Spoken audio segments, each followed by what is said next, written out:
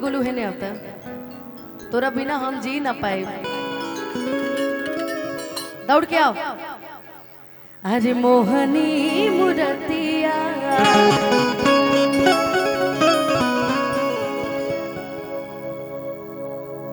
बड़ा निक लागे उनकर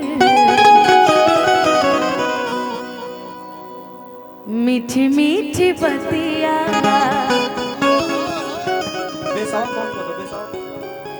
कि मुस्की परा जाके लुभा गई नी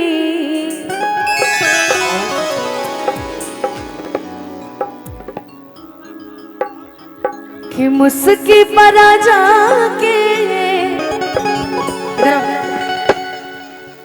लुभा गई नी। हेलो हमें उठा देना है। हेलो हेलो इसमें उठा दीजिए, बेस और कम कर दीजिए, हमिंग ले रहा है। Hello hello hello hello hello hello mid और हल्का सा ट्रेबल दे दीजिए। Hello hello hello hello hello hello hello आगे ज्यादा बोला, ये नहीं बोला, इसको इसमें उठाइए ना। Hello hello hello hello hello hello हाँ ठीक ठीक ठीक ठीक। प्रमोद भैया हमारे, अरे बाप रे बाप, हेलो अभी ठीक बा भैया। प्रमोद भैया हमार देखा तो हर नाम लेता नहीं भैया तो सिटी मारता। हेलो आओ हो संतोष बाबू कि मुस्की पर आ जाके लुभा गई नी। अब नीले दीजिए ना भैया, एकदम सादा कर दिए कि जैसन सोचल रही हम वैसन सखी रे वर पा गई। एक जना के नया नया बिया जैसे तिलक के बाद बिया होखी तो बड़ा सुंदर एक गीत है, बहुत सुंदर। एगो पत्नी अपना मन जो पति पागल बिया अपना पति खातिर कहत, कैसे कि सुन ले ना हमारा डायलॉग कि कभी इश्क करना हो तो सांवले रंग से करिएगा। ये गोरे आजादी से पहले भी बेवफा थे, आजादी के बाद भी बेवफा है। तो कभी सांवले रंग पे थोड़ा दिल आए तो बताइएगा। सामने से ही करती हो गोल मटोल से एकदम है कि जैसन सोचले रहनी अरे वैसन पियावा मोर बारे। तू कही अपना पियावा लोग से तो कही हर पियावा खाली मोबाइले चलावता, एगो पियावा होने डीजल गाड़ी चलावता, एगो हेने पियावा खाली मोबाइल चलावता। कि जैसन सोचले रहनी अरे वैसन पियावा मोर बारे सावर न गोर बारे हो। कि जैसन सोचले रहनी वैसन पियावा मोर बारे सावर न गोर बारे। थोड़े छर हर पाता थोड़े छर हर पातर मोट थोड़े और बारे सावर न गोर बारे हो। कैसन सोचले रहनी वैसन पियावा मोर बारे सावर न गोर बारे हो। गजरा गजरा कान के बाली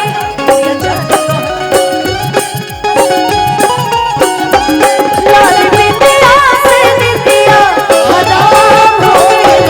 राजा हमरो जिंदगिया गुलाम हो गई। राजा हमरो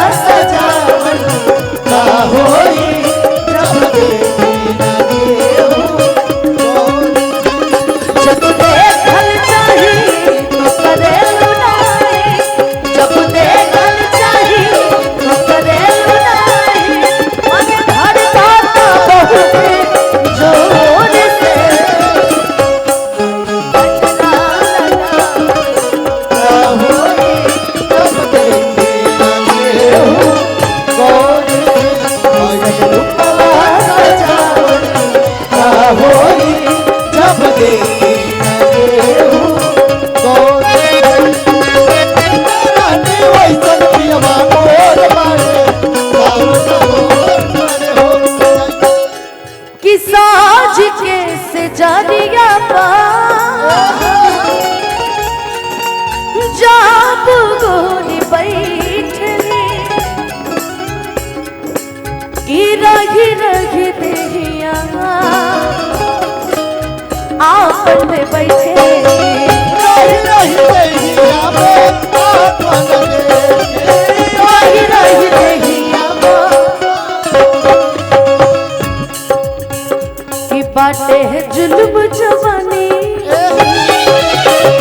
बाटे है जुल्म जवानी चंदा के चकोर बाई सावर न गोर बाई वैसन सोचले रहने वैसन धनिया मोर बाई सावर न गोर बाई ओरे चले हर हाथ मोर गोर बाई ओरे चले हर हाथ मोर